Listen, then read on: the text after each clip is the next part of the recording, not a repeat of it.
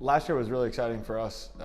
Winning our first NCAA tournament game, obviously, it was a huge accomplishment. And so you're trying to always, obviously, celebrate that moment, and then hopefully they can carry you into the new year, into our new team, but also acknowledging that it is a new team and it's entirely different cast of characters. And so I think there's an energy about the program at the moment where there's a lot of excitement, but at the same time, we're not taking for granted the fact that this year's team has really not accomplished anything, and so we have to figure out the unique puzzle that this is going to be with all the pieces that we have, how they now fit together when you take some parts out, when you add some parts in.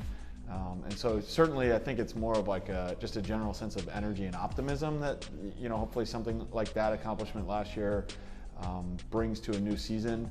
But yeah, I mean, every year you're kind of starting from scratch with just the relationships and the play style and the roles and the whole thing. So that's kind of where we're at right now. So far, everything's been great. The fall was really good for us with new NCAA rules. We got a little more practice time. We got to scrimmage Seton Hill and Cleveland State, which went really well for us, and we got a lot out of that, I think. And now practice in the spring, we're as healthy as we've ever been. We had a lot of key injuries last year, and so we've gotten some guys back, and they're working back into the fold, which is awesome. So yeah, I think so far we've kind of accomplished everything we want to, just trying to, again, understand what this group's capable of. But it's been easier so far in the preseason than maybe last year was, where last year we had a lot of moving parts and mid-year transfers and injuries and fifth years and things like that. This year's been a little more straightforward, so I think we've been able to make some positive momentum every day. Yeah, so we have a small senior group and one fifth-year senior in James Petroli, and so Danny Stone, Prince, Avion, and Griffin Agawa are the guys that we are leaning on for sure in their roles, and just to bring a sense of poise and calm, hopefully, to everything that we're doing. I think our older guys have traditionally done a really good job of mentoring the younger guys. That's a big focus for us, is just kind of discipling the next guy on and off the field. And so those guys have been great. James missed all of last season with an ACL injury, and so just having him out on practice, fully suited up, and even in a yellow penny on certain days has been just awesome to get to watch him play the game again. He's the guys call him Mr. Electric, and he has that nickname for a reason. So it's been really good to see the older guys step into that role with confidence this year. In the junior and sophomore class, Matt Blythe has been a kind of a staple for us. He was voted captain this year and asked to wear number 4, which is becoming kind of an honor in our program. Zach Hogan is back. Zach Fury, Jason Mensch, Trey Zabronsky, a bunch of guys that have gotten a lot of minutes for us. The junior class is pretty significant, and a lot of them have played really significant roles. And then the sophomores, you're always excited to kind of see I guess it's the sophomore bump or the sophomore slump, and so a guy like Bowden Davidson in particular had a good year last year, and then won a PAC championship in football during the off season, and finishes on a top 10 ranked football team. And so to get him back out on the field and just see the level of confidence, hopefully that brings, not only from the experience with us, but also just continuing to excel athletically, regardless of the sport. I'm excited to see the jump that Bowden can make this year as well. The freshmen have been great. I think, like I said before, the older guys really, we've always kind of emphasized them taking care of and discipling the next guys. And so I think that our team culture, and in particular the leadership of the older players, even the sophomores, makes it really easy for them to feel like they can express themselves on the field and off the field as well. And so those guys have done a great job of respecting the older guys, trying to understand what we're about, whether it's the way we play or the culture of the team. And ultimately, like we tell all of them, we recruited you because we knew you were going to add something to the program, both on and off the field. And so finding the ways that their strengths can start to be maximized even in a first year here, that's something that we really try and encourage guys in.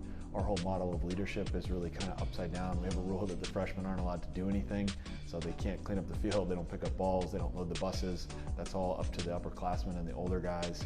And it's little things like that, I think, that allows them to feel like these guys want me here, these guys have my back, these guys support me. And then when the older guys need to, crack down on somebody for something they're doing, they know it's coming from a place of love and care, and not, just another thing they're going to get after me for. So it's been really fun to see the freshmen. I mean, those guys are the ones that every day in practice, it's like, having toddlers learning to talk. It's like new words every day and full sentences starting to get strung together.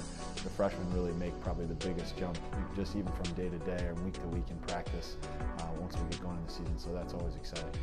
I think the conferences, teams continue to take steps forward, whether it be recruiting. I'm continually impressed by some of the guys that, are being brought to the teams we got to play, and that's always worrisome to some degree. And but also just the scheduling. I think teams are doing a great job of, trying to schedule up and continue to increase the level of competition. I think our league is becoming more and more respected every year as all of us kind of continue to build and grow and develop. The coaches are doing a really good job, everywhere, honestly, of not being satisfied with the status quo in terms of where we've been. So I'm excited for league play. I think, we're trying not to get too ahead of ourselves with the non-conference play, but I think, every year it's gotten tougher, and this year is probably going to be the toughest year in conference. From top to bottom, I think from number 1 to, number 5 or 6, generally speaking. It's been fairly straightforward, and I anticipate this year there's going to be a lot of shakeup, so it'll be fun to watch.